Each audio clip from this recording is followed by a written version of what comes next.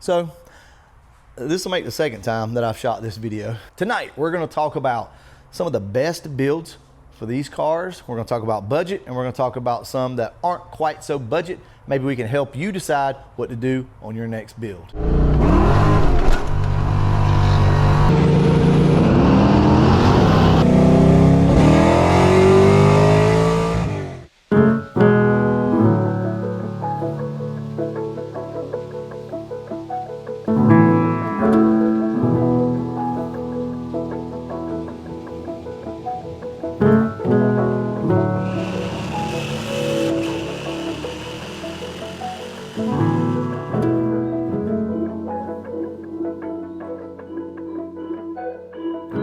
So this video was originally going to be like an NA versus boosted type situation. Like, should I build a 302 with a supercharger, or should I go big cubic inch stroker, 351 based or whatever? I'll just go ahead and cut to the chase on that because there's not really a lot to talk about.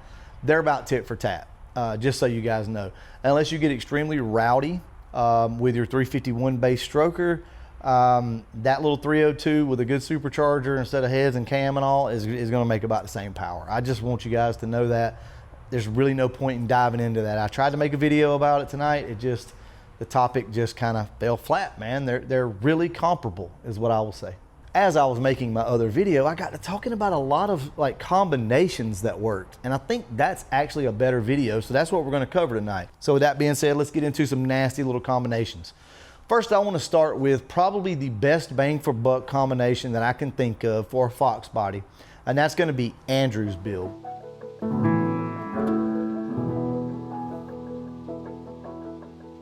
What his car is a bone stock bottom end, meaning that the bottom end's not been touched at all. It's got a set of GT40 heads on it that have been cleaned up and ported at home, B303 cam, Victor Jr. intake carburetor. That's it, guys. All this stuff can be had used. I recommend, if you're going to do this, to try to find those parts used. It's going to save you a lot of money. He has a piece together nitrous kit, meaning a plate come off of this car over here. He got some line from Joe Nate and a solenoid from over here. You get what I'm saying. Like, you can piece these kits together. That setup on his car is the most impressive budget setup I think that I've ever seen on, at least on a Fox body. That car, when it was on a 150 shot, was absolutely hard to beat. I've seen this thing outrun Coyotes. That is a combination that I don't want you guys to forget. Don't get so caught up in all the stuff that we do on the channel and other people do on their channel and you see on the internet. Don't get too caught up in that. I promise you, that setup that Andrew's got will roast the tires off, and if you put a set of slicks on it and it hooks, it's going to be violent in the road, okay? And it's going to hurt a lot of feelings.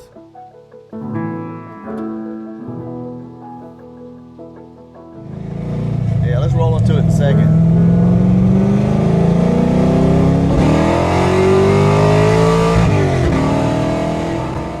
The next combination that's worth mentioning is obviously a 351. This is a 351 stroker into a 393. You can do these type builds even on a budget still. Trust me, it can be done. You can take a 351, slap a set of heads on it and a cam, intake, something like this. Little bit of compression, okay? Don't leave your compression on the table. This setup right here makes, I don't know what it makes. I'll tell you what I feel like it makes. I think it makes 500 horsepower. That's what it feels like. Maybe it's a little more, maybe it's a little less. I don't know. But about a 500 horsepower build right here all day long, all right? This is very good. So the 351 block's not really gonna cost you a lot of money. You can get one of those out of the wrecking yard. Cam's gonna cost you the same. Your heads are gonna be the same as it would be for 302. Really, the only difference is your oil pan, your headers are gonna be different, and your distributor. Outside of that, guys, it's basically just a 302. A 351 is obviously gonna be a very cheap way to go. On the other end of this spectrum, we're gonna go back to the 8.2 deck stuff, and we're gonna talk about 302 stroked to a 347.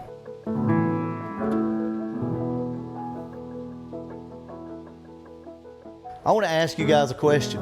Which one do you think makes more power? Mod for mod, the exact same things done to a 347 to a 351, which one's going to make more power? Obviously, everybody's going to say the 351 because, well, it's more cubic inch, but not by much, but by a few. And you're probably correct. That's right. But believe it or not, it's only going to be because of that cubic inch difference. That's it. The stroker is not going to make more power or less power because it's a stroker. It's irrelevant, honestly, especially in the small block Ford world. Cubic inch is king. That's what's going to make power. So you're going to make a few horsepower more because it's a 351, but you could also just build a 347. So don't forget that option. 347 stroker is basically the exact same thing as a 351 when it comes to you making power. I'm not talking about the blocks and which one's stronger and which one's weaker. That's not what we're talking about here, okay?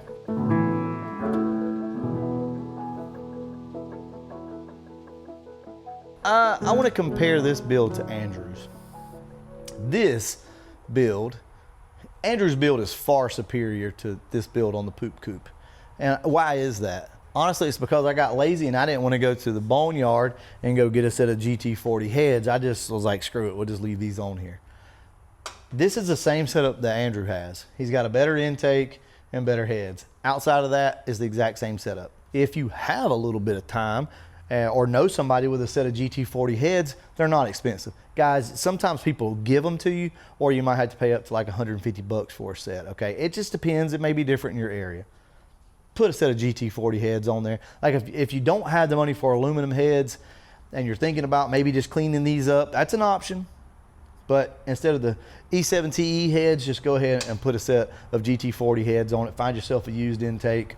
You'll be good to go, okay? This is the lazy man's version of Andrew's.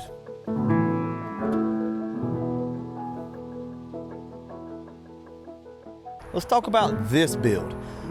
This is actually probably not your best option for like a nasty little build. And here's why I say this. Although this car runs really good, this is way too much blower for this car. This is a TI trim Vortec, basically a race supercharger.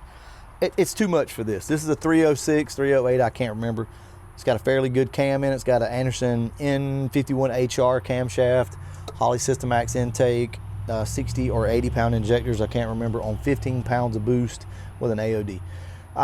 As much as I love this, and this is a very, very rowdy, nasty little build, I do like it, I'm going to suggest another one for you guys. So let's talk about the other build that I recommend, and that is the Retro Fox.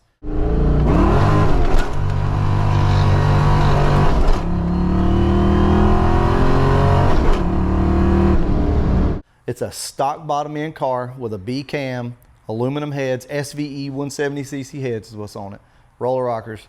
It's got 60-pound injectors and a stock intake, essentially. That's it. It's got an upper on it, but it's a stock blower. So that car has an S-trim Vortec on it. It makes about 11 pounds of boost, and it's fun. It is freaking fun. That car is the epitome of that old school rowdy supercharged Fox body that we all think of from like the late 80s, early to mid 90s, you know, even through the 2000s. That nostalgia is there with that type of build. It sounds the part, it runs the part, it's nasty. That car probably makes 420 to the wheels.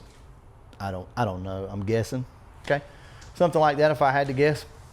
Car is freaking fun. Now y'all hear me out.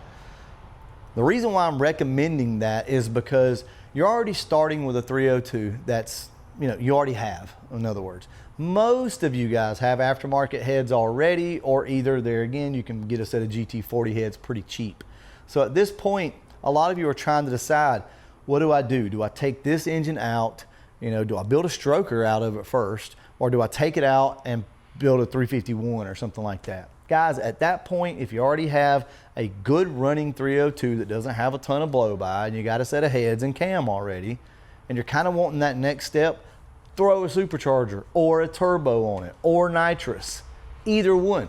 Add the power adder to what you've already got rather than going with a complete different build like this. That's my recommendation. That's probably the second best option that I can tell you guys as far as like street ability and power. Andrew's is probably first, and then the Retro Fox is second. I absolutely love those two combinations. They both run really good. If you want to know which one makes the most power though, it's probably going to be Andrew's car without a doubt with 150 shot. Could we turn the boost up on the Retro? Yeah, probably so, but honestly, I think it's perfect the way it is. I'm honestly talking a lot about my builds, but it's just because that's what I have and I can relate to that. So I know a lot of you are going to ask me, well, what about the dark block 347 that we have in the Gray Ghost? What about that? Do you recommend it? No, I don't recommend that for most people, because that car right now on motor probably makes 460. I don't know. I guys, there again, I don't dyno my cars. Seat of the pants, it makes 460 probably. It doesn't need an aftermarket block for that. It just doesn't. And that car hauls ass, y'all. That thing will fly. See, here's the thing. You don't want a dark block with stock internals in it or cheap internals, which mine aren't the best internals. If you're going to do that, you're going to have the money in the block, then you're going to have the money in the rotating assembly so that you can utilize the block, right? You don't want the rotating assembly coming apart, you know, at 650 horsepower, right? If the block's good for 1200, at least in my opinion anyway, hell, you could have stayed with a stock block. The other thing that I want to recommend before we kind of end this video is I want to talk about heads. You know, in years past, everybody said a really big head will kill low end power. Yes and no. A shitty head, a shitty really big head will kill power on the low end. Typically a really good head like the Trick Flow 11Rs, the 205s, and those don't kill any power down low. These things are still making torque everywhere. They're an awesome head. AFR makes a really good head. When you start getting into just a really big cheap head, yeah, there's a chance you might lose a little bit of low end torque here. There again, you know, the biggest takeaway from this video is you don't have to go all out and think you need to build some big cubic inch stroker for a street car. And the reason why I say this is because this car is a 351 stroker with big heads, with a big solid roller cam, carbureted intake, higher compression, and it's awesome. But so is the Retro Fox with a stock bottom end and a supercharger. Catch my drift? Honestly, they feel about the same to me. They're close. They feel about the same. That's crazy, right? Now I understand you got more room to grow with the 351. I get that, but are you really going to need any more? Are you going to want 700-800 horsepower? Most of you guys don't need that, and you'd be more than happy with about 500 horsepower. And if that's the case, I say stay stock block. I think one of the main reasons why I wanted to make this video is I hear all the time people wanting to do big strokers. They think that the experience is going to be so much better. And for some of you, if that's what you really want, yeah, it will be. But for most of you, I could put you in the Retro Fox, blindfold you. Like, I had to plug your ears because you can hear supercharger. But I could put you in the Retro, run you up and down the road with a couple of hits, and then put you in this car. Yeah, chances are you wouldn't be able to pick which one was which or which one's faster. Do you get what I'm saying? Spend your money ever how you want to. Just be smart about it. As soon as you can ditch those stock heads, that's the first thing you need to do. That and a camshaft. Go ahead, get that extra power freed up there, and now you got your building blocks for whatever else. You can come back later and do you a stroker or whatever. I know it's hard to follow, but I hope if you watch this all the way through, you got some good information out of it. Whatever that is, I don't even know. It's open-ended, guys. It's an open-ended answer. With that being said, I'm going to go ahead and wrap this video up. And as always, thanks for watching.